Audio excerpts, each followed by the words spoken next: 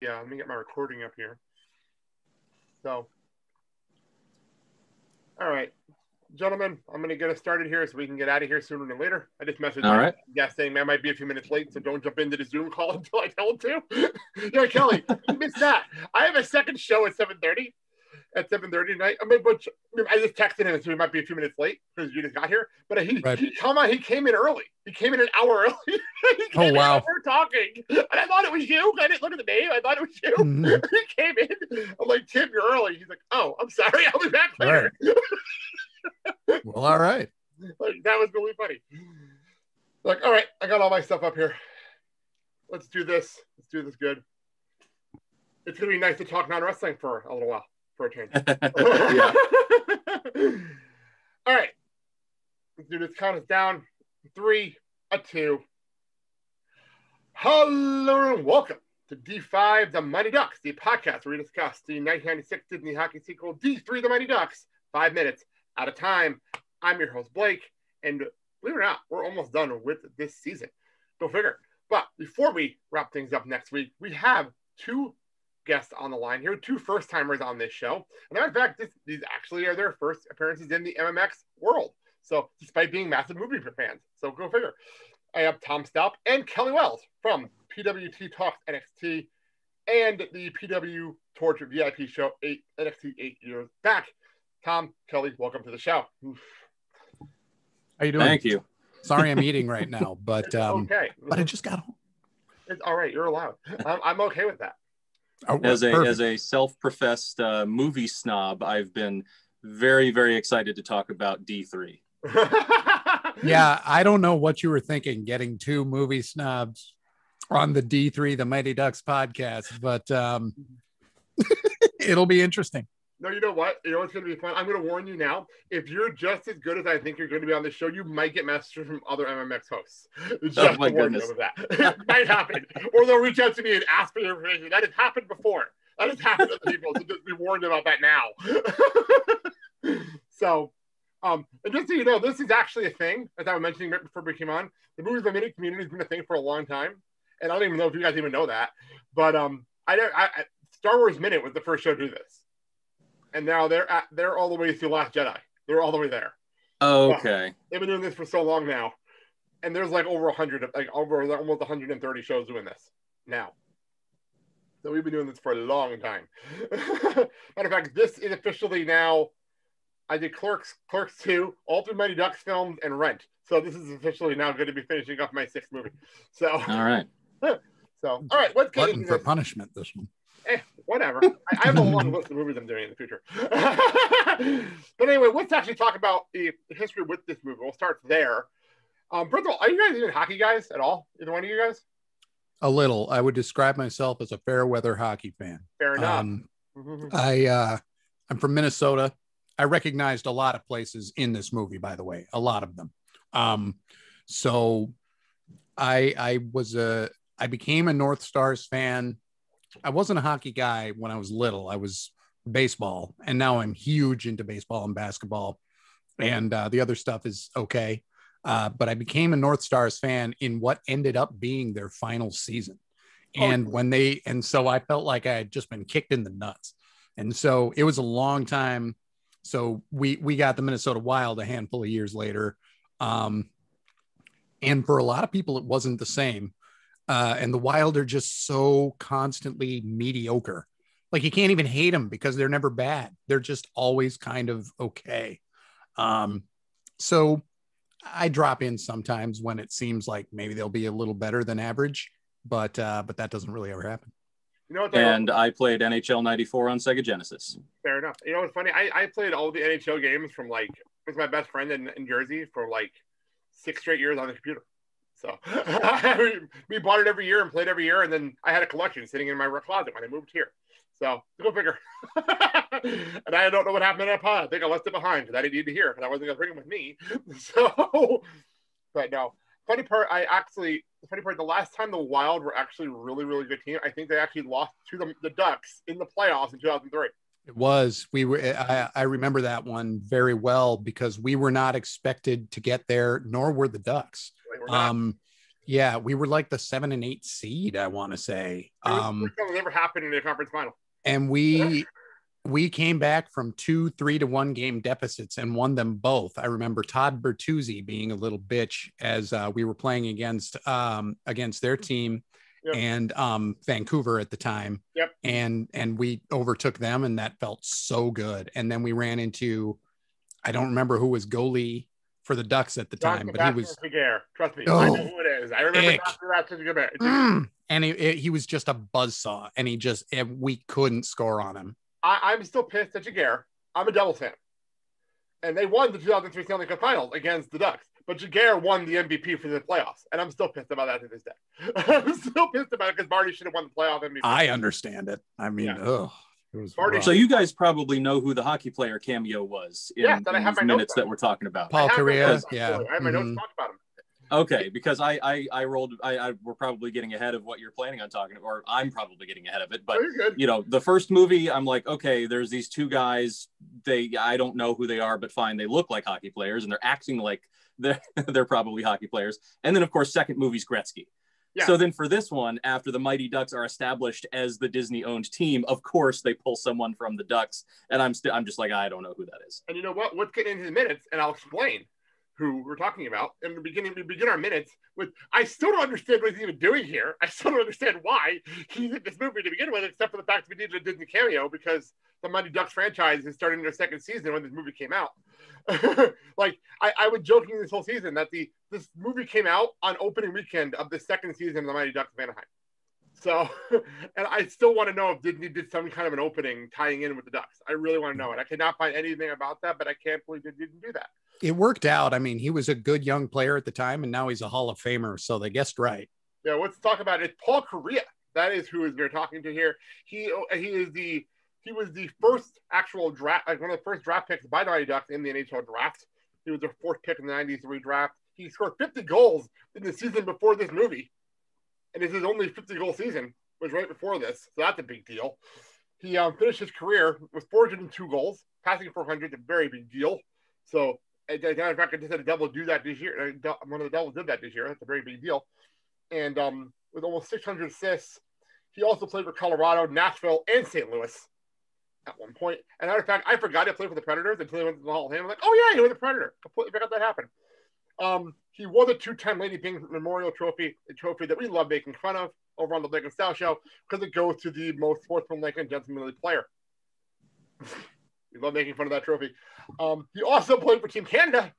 He won a World Juniors gold, a World Championship gold, and an Olympic gold medal for Team Canada. He was part of the 2002 Olympic gold medal winning team, the first time that Team Canada won a gold in hockey in 50 years. And that was the day that Crosby beat Team USA in overtime. Right. In one of the best hockey games. If no one's ever seen Team USA, Team Canada, one of the best hockey games I've ever seen. Like one of the best hockey games I've ever seen played.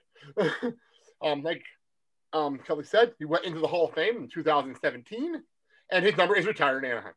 Number 9 is retired in Anaheim. So Paul Correa, I have a little history of Paul Correa as a Devils fan.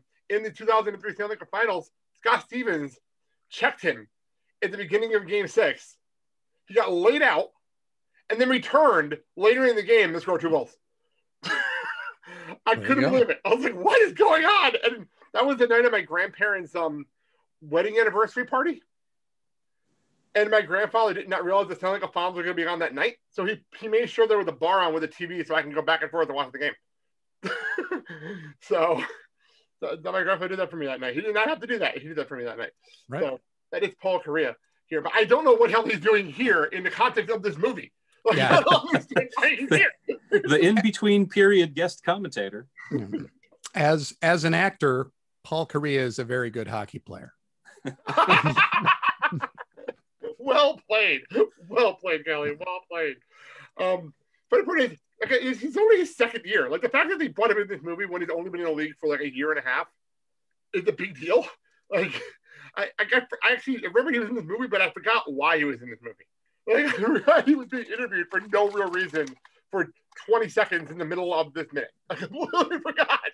Yeah, just the obligatory hockey player cameo. And of course, now that the Ducks are a thing in real life, Disney's going to put a real duck in the movie. And their captain, And their captain.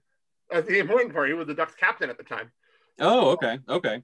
Yeah, better. I mean, it's after the second movie had, my understanding is that the final game of the second movie was filmed as the first event that ever took place at that arena.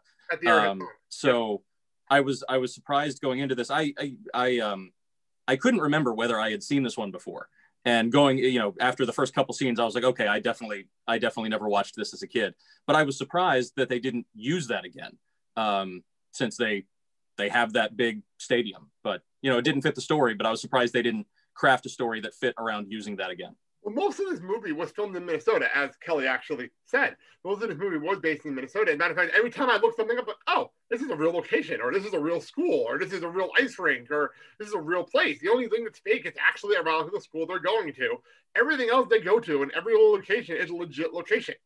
So I thought that was pretty cool. Like, I was doing a lot of research. I learned a lot about Minnesota, the entire state of Minnesota, while I was in Minneapolis, in the city of Minneapolis, while I was doing this movie. And I visited Minneapolis, and I didn't know most of this stuff. And I was there for the Mall of America a few years ago. I lived 10 minutes from many of the places in this movie. Like where at the beginning, where Goldberg is on his rollerblades and he's falling down steps. Mm-hmm. That's Minnehaha Park. And I've been there in the last year. Like I've walked those stairs in the last year. You would know those stairs anywhere if you live in the Twin Cities, and it's a really, really nice park, and it's fun to say Minnehaha. And hopefully you didn't get almost sandwiched by semis. I did not. I'm the Minnesota guy who was like, but they couldn't end up there from there. That's several miles away. Okay. There's no road at the end of those stairs. That's so funny because I remember when we were talking about those minutes, I literally found an entire article explaining how the knowledge of that scene makes absolutely no sense. Makes zero sense whatsoever. It doesn't have to make sense for no, it doesn't. Like at all. That entire thing. I know I have in my notes somewhere that I explained that entire thing on the show because it was so ridiculous. My other moment. So I was gonna say the thing that I liked about that scene is that the first two movies felt so. The kids were so interchangeable. It was like, okay, you got the slap shot guy, you got the knuckle puck guy, you got the kid who can't stop, you've got the girl one. But they even Charlie kind of fades into the whole group. Like I'm not sure who's who. And then in this movie, especially during that scene, I was like, oh, I can tell these different people apart now. I can tell and maybe it is getting Estevez out there. It's almost like a blessing in disguise that now these kids, these actors who are becoming older can handle the meteor at least relatively weightier roles, and they can carry the film on their own without Estevez there. Yeah, it's true. And what's funny, you talk about Josh Jackson, this is his last big thing before Dawson's Creek. So he does Dawson's Creek right after this. So I was joking that he looks like more like Casey Witter as this movie continues, because he's growing up as he continues. Yeah. So, but I'm a Dawson's Creek fan, so I can reference that anytime I feel like it. Yeah, and just like Dawson's Creek, I want to punch this character the whole time too. You know what? You're not the only one to say that. You're not the only one. Seriously, 95% of an entire trilogy, he's a little bitch. It's insane how much you just want to hit Joshua Jackson the whole time. He's wrong basically every time he has an opinion. It's amazing to me. I will say, even though it didn't get nearly as much screen time, and I didn't even notice him really even being in this third one, I was much more invested in the arc of the rich kid who gets switched over to the Ducks because they changed the region lines. I thought he was a more interesting character. This one, he was too good for the JV squad to put him on the varsity squad. He was too good for their team. He was better than them. That's how he ended on the other team. Okay. Yeah, he got in the tryouts in the beginning. He actually got put on the varsity team, even though he was technically one of the Ducks. Yeah, Banks. And then that. he gets put back. Get it? Because his name is Banks and he's got money. Yeah. And then he's back on the Ducks at the end in a scene. It seems like a scene is missing. Like he's just kind of back there because you need him on that team again. But the only reason they literally threw one line out there to try to explain it, and the only line they said was he wasn't much of a warrior anyway, so have him back. That's the only line they gave. That's it. That's the only line. It really is bad. Like, not explained at all. Like, not really explained why he's over there again. Especially because Charlie and Bex got into a fight in that weird scrimmage earlier in the movie. So I don't know. That doesn't make any sense. But we do have a returning character in this. Has not been in this movie the entire movie. If Emilio Estevez didn't have a lot of screen time, neither did Aaron Thor, who came back for this movie as Dean Portman. Finally appears the other Bash brother. And for those who did not realize this, Aaron Thor, between this movie and the last movie, he actually voiced the singing voice of Max Goof in the Goofy movie. Yep. That was the only thing he did between that. So he was just in Disney for like a few years. So this is what he is now. And I do love him in this sequence. Like, I love the return of the Portman. It is so ridiculously random and dumb, but I enjoy it. It's one of the more memorable parts of the movie.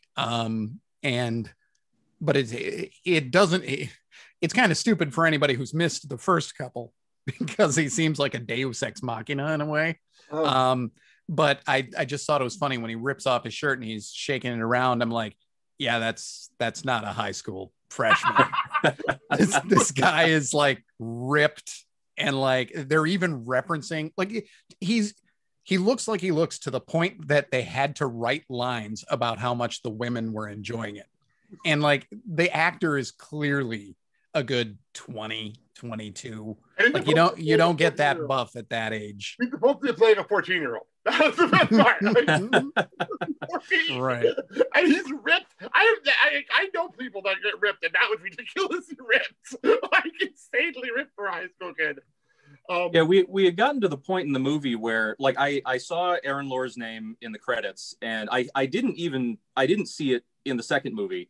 As I was catching up to the very important, going back and revisiting these really dense narrative films to understand where we're at with the characters in part 3.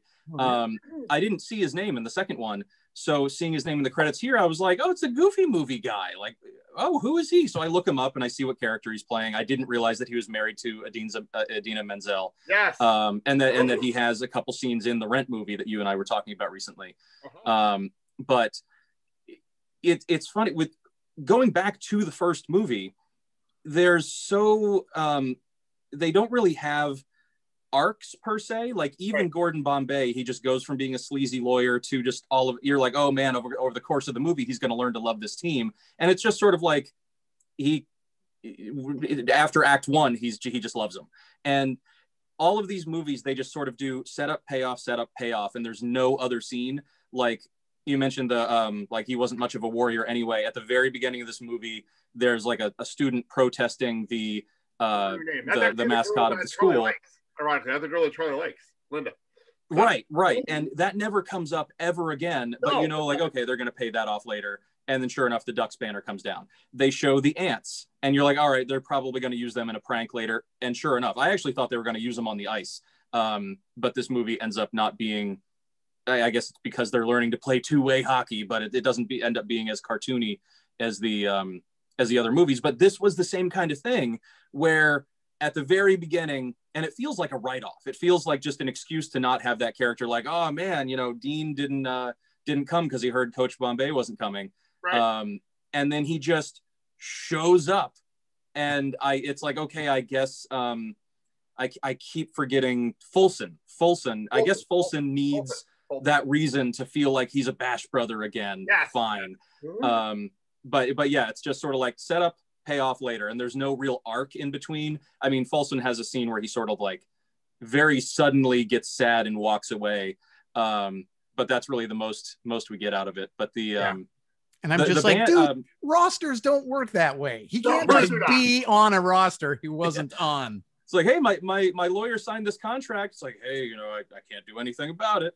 I love the fact that they have a jersey for him. They have a jersey ready for him. He wasn't on the team when the game started, but they have a jersey for him ready to go. And that's like, what it reminded me of? Sister Act 2, when Lauryn Hill comes back and she was not even going to be in the show, and then she comes back and does a solo, and I'm like, why did they give a solo to somebody who wasn't in that wasn't in the concert? Oh my god.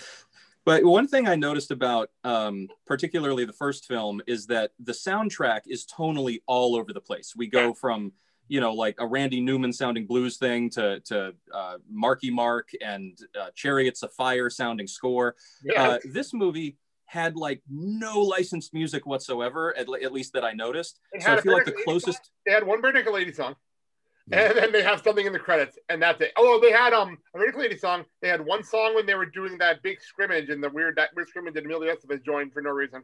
That they have like the trash can, they put them in trash cans. They had a song for that. And they have one in the credits. That's it. The second movie had like songs galore.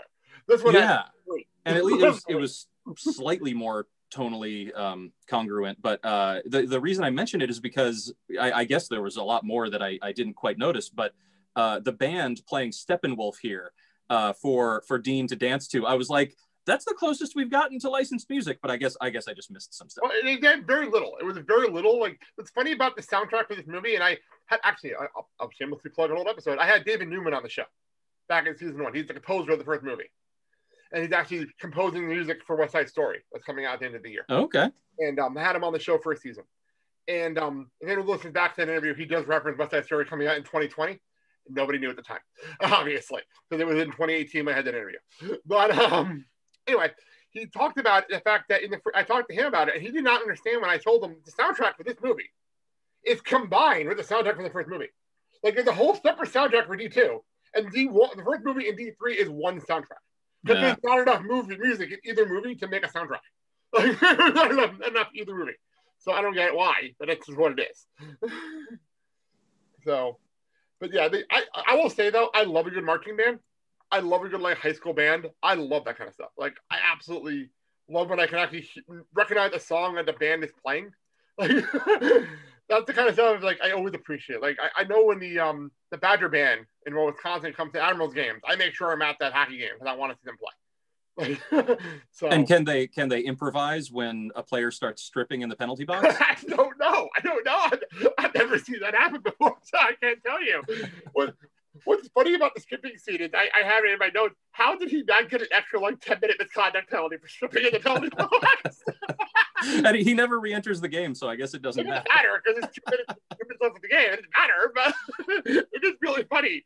The other thing with him, I love the fact that him and Fulton, by the way, you're thinking of Fulton, the two of them completely like team up with Goldberg, but the one player on the Warrior go through the glass. I'm like, yeah, we're gonna quickly clean that up and continue the game 5 seconds later.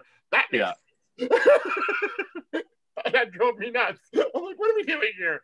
Probably the most cartoonish, I'm just using the word cartoonish, but the most cartoonish moment of the final game. That surprised me that this. And we're basically talking about the third period here, but It surprised me that, yeah, sure, they do the little trick where they pass back to Goldberg, and that's like a nod to what made them Ducks. But the stuff that they do in the first two movies that makes them the Ducks and makes them like able to beat teams that conventionally are better than them, that all goes away. Which I think that's part of the point, but then it makes for a less fun final game. Yeah, it kind of, early in the movie, they pretty much say it doesn't work at this level. But I don't understand that. Because they beat Iceland in a Miracle on Ice game in the last movie. Yet here, they can't beat the varsity squad with tricks. I don't understand how that makes any sense. Like, yeah. That doesn't make sense to me. And the second movie is such a regurgitation of the first movie. It just sort of feels like a highlight reel with some new diversity actors added in. This one, I appreciate that they at least did a fresher plot. And it feels like the plot is just, okay, we're going to strip away what made the team. And I guess it's just my preconceived notion that I went in like, okay, that's, Spider-Man's throwing away his suit, Superman's taking off his cape. And so these guys then are going to have to go through an arc of learning to take back up that mantle. But they don't. They just learn to be a different team. I guess that works. I mean, it's what it is in this movie. But what's cool about this to me, though, is like they're playing hockey. It's like there's actually a hockey game going on for a change. We also don't know how much hockey in this movie. There's only like 2 games in this entire movie. Like, it's mostly pranks. Which like there's a 45-minute. Now you don't want to explain why roster rules are different. We'll give that one line, but 45 minutes of 2 jerk hockey teams being jerks to each other. Yeah, the prank war was hysterical. There's a point at which it stops being a movie. I was like, is this a Luis Buñuel thing all of a sudden? And the waiters are in on it, and the ants are talking, and oh, wait, you're not the first person to say the ants are talking. That actually, as you turn the subtitles on, it looks like there's actually some words coming from the ants in the subtitles. Oh my goodness! Stupid. Oh my goodness! It was pointed out to me by a guest that day. I'm like, what?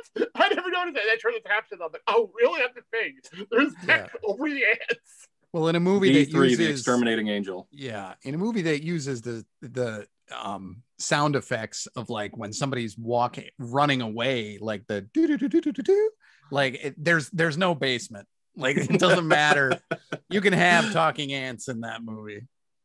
My favorite sound effects part was when one of them skidded into the wall. What do you call it? The wall. Yeah. And the sound effect of tires skidding started before we saw him sliding. We're still on a close-up of Joshua Jackson, and you hear "ee!" And so what the heck is this? The new scene starting? And no, then cut to a wider shot of the kid trying to stop and slamming into the wall. Yeah, that's and you're hoping that it's a car that's going to run over Joshua Jackson. Like that would be ideal. The movie just ends abruptly. There's no ending to the game. I think the name of the episode is going to be Josh Jackson Hate. And I'm going to have to put that down because it's hysterical. They can still use the same final shot, though. For no reason. For no reason whatsoever. And you got Emilio. You got a second funeral scene. And Emilio's just like, didn't think I was going to be back here so quick again. And the credits roll. What the hell did I just watch? Oh, my God. Oh my God, I love that. That is really funny. By the way, I did just catch Luis is the one that doesn't have the brakes, and they just showed him again crashing into the boards in these minutes. Which I don't. One would think by the time this movie happened, he would learn how to stop. By the time it happened, this has been 2 movies. He's been having the same issue. Like I don't understand how he. And this is also the same franchise though that for whatever reason they decided to make Gordon Bombay a sleazy lawyer who got a DUI. I don't know why that was the impetus to get him in here. And this movie is the first time that him being a lawyer was ever important at all. I was like, oh, the backstory finally paid off. Right. No, it's funny. And they never would have done it except they needed an excuse to get him in the movie. Yeah, it's like he's got top billing. We got to do something. I know. That's the funniest part about Leo in this movie. That he's in the movie for maybe 10 minutes tops. He filmed all of his scenes in a week. He filmed all the stuff in a week, and he's the first credit you see in the movie. Like that doesn't make any sense at all. And like I don't even know why he's not in this movie. Like no one's explained to me why he's not in this movie. Like, he's not explained. And why is Heidi Kling in the movie? Why is he not? And why is Heidi Kling? Well, there's a lot of weird. But the Emilio Estevez thing, I always look it up. I looked it up a couple weeks ago because we were curious. Because I think it was a funeral scene. And we were trying to figure out where was Emilio Estevez before that scene. I'm like, the only thing I can find was he was the executive producing the Jerky Boys movie. Oh. And that's the only thing on his IMDb and Wikipedia before this movie. Between them. I was wondering what the heck Joss Ackland was up to. Denomalous. They didn't get him for the second movie. They clearly wanted him because they write in this brother character. But then he comes back for this. And I'm like, well, he was still busy, but I don't know. Well, the funny part of the second movie, I remember talking about this. Hans in the second movie went back to visit their mother in Russia, which is the dumbest excuse of not being in a movie. Yeah. I don't know what he was up to, but he went through that, but he came back for this and died. And as soon as you see him, you're like, oh, they're killing him this movie. Yeah. He's not right away. Yep. He got the comfortable chair. He got no reason. It's just like he passed away. Why? Well, did you look at him? He was excessively coughing right before when Charlie walked away. He was coughing for no reason whatsoever. That was never. He sliced off his finger. My goodness. You cough one time in a movie, you're a corpse. They don't have you cough for any other reason. No. And that's just behind the scenes. Oh yeah. Directors can be real bastards. Kill that stagehand now. And that's called filming now in 2021 without a mask on. So we do finish off these minutes in the most unrealistic 5-on-3 power play I've ever seen. realistic thing I've ever seen, where the penalty happens to Portman. This is before he starts stripping. He already starts stripping. He gets penalized for no real reason, and then he strips. Should have got ejected from the box, but he didn't. Like I said, the band. By the way, it does say. But by the way, on the subtitles, it does say "band playing Born to Be Wild," which is hysterical. It's right there in the subtitles, which I never caught until just now. It's really funny. And then he has that, and then we have a bench miner for nobody been on the ice, and then suddenly, because we needed some kind of a plot to end this movie, we have a full 2-minute 5-on-3 power play going into the last 2 minutes of the game. Like, really? This is what we're doing? And what's her face says, do the triple deke, which is what the Hawks did in the first movie, right? Oh, that's his. Actually, it's been Charlie's move since the beginning. Oh, it has? Okay. Right. He won the first game with it. That's why he won the first game with the Hawks with it. Okay. I mean, at least, okay, so I was misremembering which team did it, but like at least there's some callback. Actually, you're also right, because Gordon used it as a Hawk, taught it to Charlie, who used it as a Duck on the Hawks. So it all tied together in that movie. And this is totally tangential. I guess you feel it. Maybe it's not. Maybe this is the right place to talk about it. Okay. And this sort of relates to that kid who was a Hawk and became a Duck in the first movie, and I thought he was more interesting. And I actually felt the interest from Bombay, the coaching interest from Bombay to him more than I did with he and Charlie. Even in that ultimate moment of Charlie, recreating but then succeeding at what we saw, Bombay fail at as a kid in the flashback.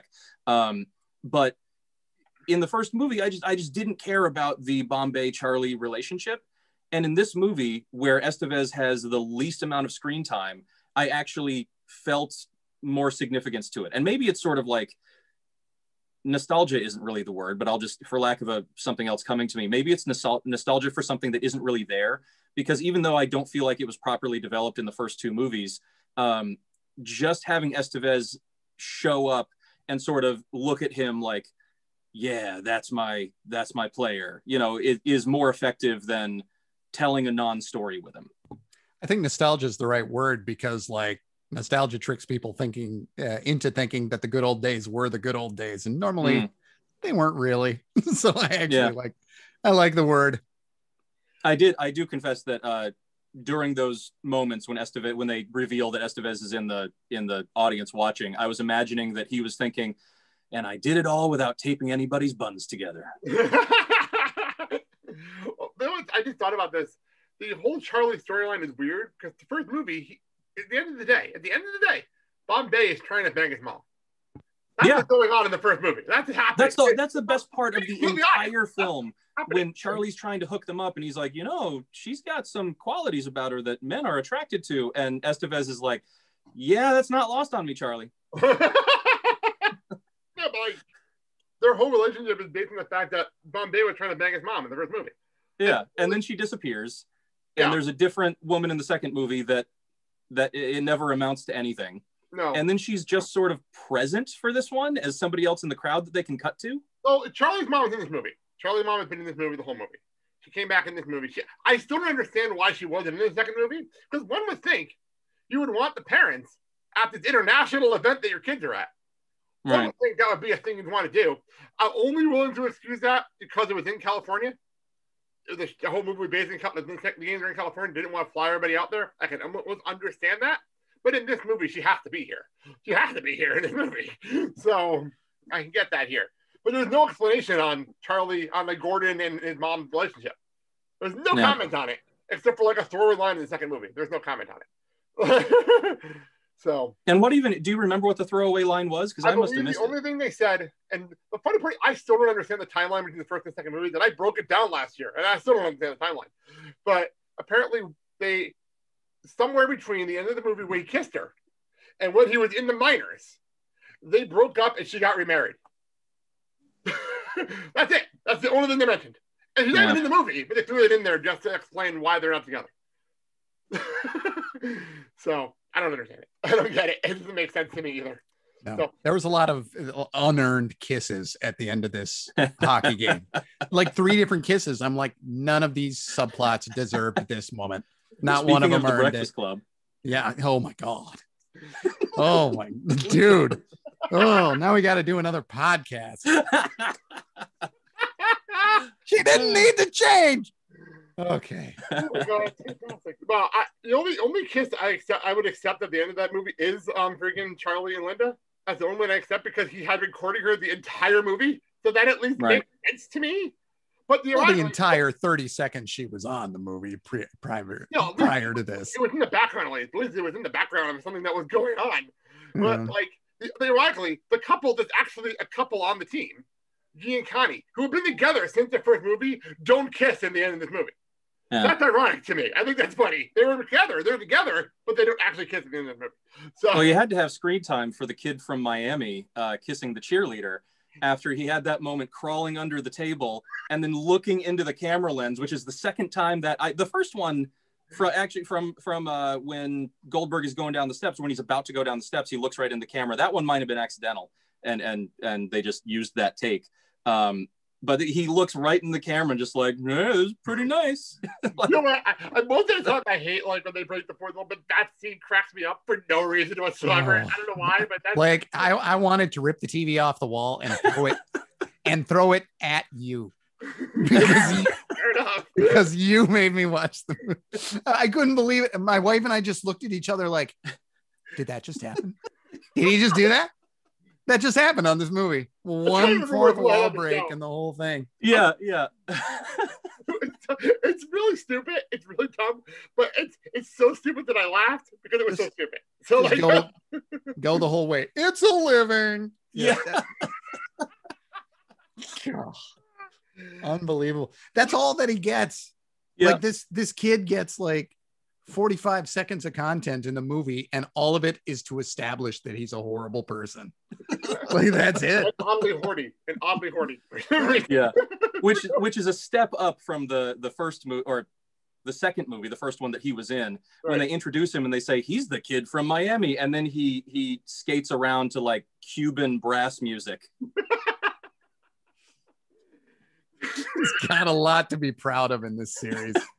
He's in 2 Mighty Ducks movies. He hasn't told any of his current friends. He's like, God, I hope they never recognize me in these movies. Yeah, I looked up. I didn't even look at it. I just happened upon some like things you didn't know about the Mighty Ducks, and that Jake Gyllenhaal was supposed to be in the Charlie role. And you know, his parents said like, no, we're not going to let you. You're going to hate us right now, but you're going to thank us later for not letting you do these movies. And he's just like, yeah, I do. Wow, I was directed by Jake Gyllenhaal's dad. So you said that, and I have a face for him. Even Gyllenhaal was the director of a movie that I was a bit part in. Wow. Nice. Yeah, very cool. That oddly ties this conversation together. Odd how that works out. So that's where we end our minutes with this weird 5 on 3. We'll get out of these 5 minutes. Next week, I actually have my wife coming on to finish up the show. And I promised her that she'd come on for the last episode. She'll be on for the final show next week to wrap up this movie. This really strange end of this movie. Any other thoughts on the movie before I get to our last question I have on my sheet here? I know, Tom, you had like notes you tweeted me, which I cracked up at. Oh, boy. I wrote down that the new coach looks like Aaron Eckhart and Thomas Jane mashed together. I actually know the new coach. Speaking of things I didn't have to watch all of, I've seen every episode of 24, and he's in like most of season 8 before he dies, because on 24 everybody dies almost, and so I actually had a frame of reference for him. My note about him would be he was never unlikable, not for 1 second. I was going to say he was the good guy at the beginning, and I was like, if he murders Charlie, this will be a better movie. I was going to say the same thing. Like I've actually been around high school sports before I was in high school, while I was in high school, and afterwards. And I won't go into tangents as to why, but I've been around it a lot. And this is high school coaching. He was doing a great job, and I didn't need and he has a disabled daughter, so you're supposed to like him. I didn't need that moment. I was like, I'm on board. He's already the good guy in this situation. I will say, I've said this throughout the series, is as an adult, I appreciate Coach Orion more. Like, I really appreciate him as an adult. Like, watching this now, like, wow, I underappreciated this character younger. I really didn't appreciate it, because he is a great character, because he's actually doing his job. He's actually doing his job. I think the only other thing that I would mention is that, and maybe I'm not going to, but maybe I would need to rewatch it. I feel like it's one of those sports movies. The other one that leaps to mind is David O. Russell's The Fighter, where the storyline gets to a point where it's not so much about how the final game turns out, how the final match turns out. So like in The Fighter, it's all about their family. They work out all of their issues one way or the other, but then you still have this boxing match to get to. And it's like, well, it's a boxing movie. You want to see the boxing match, but you've told the story to the point where it feels like the story's over and we still have to sit through this unimportant boxing match. It doesn't matter whether he wins or loses. It's not even symbolic. Vision Quest also. Have you seen Vision Quest? The big wrestling match at the end doesn't need to happen for the story to have been told. Yeah. They do it because it's a movie, but the book doesn't actually. I kind of felt that way about this final game as well. I was like, well, all the issues are resolved. I don't even really care whether JV beats varsity here. Yeah, it has been a big topic this season that there's no stakes. There's absolutely no stakes in the end of this movie. There's none in comparison to the last movie where there were Team USA and they actually had legit like stakes in the movie. This one just has no stakes by the time it's over and done. So, and the opposing coach had such sinister, slick black hair. So yeah, evil. There you go. All right. So I was in the notes when I sent everybody this season. We've had one question I've asked this entire season, so I'm curious how this is going to go. It is been asking everybody for their craziest and or funniest high school stories. It has been a fun time doing this. So I'm going to throw it to Tom first. But do you have anything for us? Sure. Mine is self-deprecating. I think I would like to think that we've all had pretty crazy high school experiences. Mine were very non-traditional. And so it's hard to narrow down like what to go with. And I tried to pick one that I felt was, semi-relevant to the movie. So it might not be super crazy, but it's one that I will forever be embarrassed about it. I was on the wrestling squad in my sophomore year. It was like I played soccer for like 11 years of my schooling, and when I got into soccer in elementary school, that was my skill level, and I never improved. So once I finally got into wrestling, I was like, damn, I should have been doing this all along, because I was actually pretty good at it. I was in the 150 weight class, and also in the 150 weight class was a girl who I had a crush on anyway, from classes that I had with her and extracurriculars and whatever else. And then she ends up, in my weight class on the wrestling squad. So I'm rolling around on a mat with her, sweaty in a singlet fairly often, and just trying to keep my cool about it. And then one day after practice, incidentally, after we've gone on a field trip to the Boston Aquarium, where we ended up just like pairing up and spending the whole day together. And it was like, oh, it was so cute, but not romantic, because the story is basically about how oblivious I was to this sort of thing in like freshman, sophomore year. After a practice, there's a lounge in the gym right outside the wrestling room, whatever we called it. Whatever. And I'm just sitting there, and she comes out after me and just sits right in my lap. And with this free time, she just spends the entire time sitting in my lap, and she looks right at me, and she just, complete non sequitur, is like, I feel like when you're not with somebody and you want to kiss them, you should just do it, because if they don't want the kiss, you're going to find out, and then you can move on with your life. But if they do, then you're kissing them, and that's great. And I just sort of looked at her, this girl I've had a crush on for a long time, and she's sitting in my lap, and I'm just like, uh-huh. And I didn't do anything. It's not even that I was nervous. I mean, I was, but I was just completely oblivious to the concept that she would reciprocate that crush. Wow. And so nothing ever came of it. That's great. That's fantastic. Kelly, what do you got after that? I once beat up a kid because he didn't kiss a girl when he should have. No. Retroactively.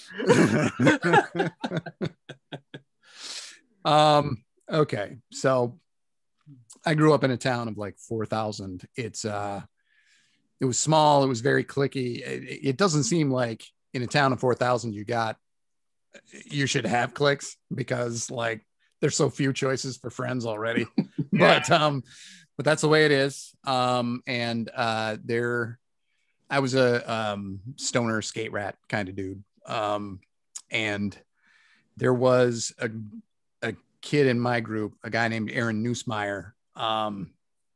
And he was as an adult, like 4'9", like 4'10", something like that. He was a tiny dude, and he weighed nothing, like probably 75, 80 pounds. And so, we'd goof around and toss him around because you could do that with Aaron. Tom, this was my friend who died of cancer while we were doing PWT Talks NXT. He was that guy. So to see him emaciated was like, how can he even, he was so tiny already.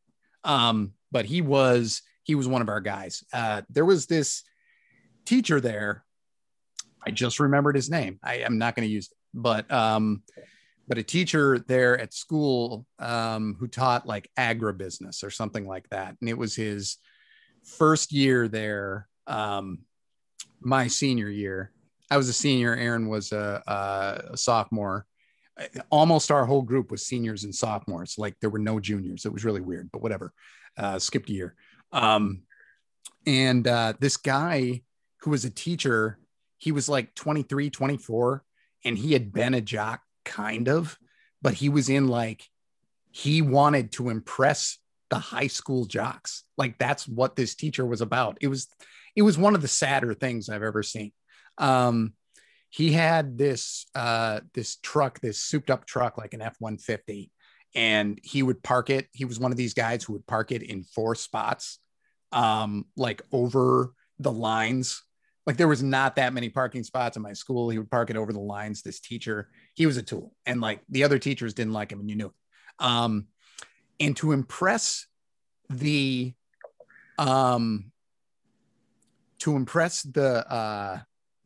other high school jocks, one day, like during our time in between classes, of walking to classes, he trips and shoves down my friend Aaron, who's like 75 pounds. Like literally anyone could do this to him. And this guy, who's probably like 6'3", 240, just does this to amuse the jocks, who kind of dutifully laugh, but they're like, what a tool. And so that was what this guy did. And after school, a bunch of kids destroyed his truck. I didn't see that coming. I did not see that coming. What a crazy bunch of time. Like what a wild coincidence that this guy who's been tormenting this tiny kid found out that maybe the kid had a bunch of protectors. He never drove that truck again, never spoke or looked in the eyes of anyone in our group. Although the next day when I saw him, I stared hard at him as I walked by, and he averted his eyes. Wow. And I've never felt like such a badass in my life. Wow. And he did not return after that year. Now, I'm not going to say that was like the only reason, but there was nobody on faculty who didn't know that this guy was a lifetime douchebag. So yeah. That's great. That's a good turn. I didn't expect that turn. Yeah. I almost forgot to establish the truck, and I'm like, no. Abort. Oh, good. All right. Well, let's wrap things up. First of all, if you're hearing this, we're almost done with the season, but you can still subscribe and rate and review. And I will put the reviews up on an Instagram page that people are putting them up. Trust me. But while this whole show has been pre-recorded, I will still put up the reviews as they come up. So do that, please. I'll put them up on Instagram at D5 The Mighty Ducks. Let's go around for plugs. As a matter of fact, this is going to be fun because you guys do the exact same shows, but I know you both have other plugs as well. So I'll start with the guy with the PW Church logo behind him. Tom, go ahead. I'll leave a show for Kelly to plug. But of course, both of us are from PWT Talks NXT on PW Torch. That is every Wednesday night. And if you visit PW Torch, there's information on how you can call us after the episodes of NXT air and talk to us about what happened on the episode.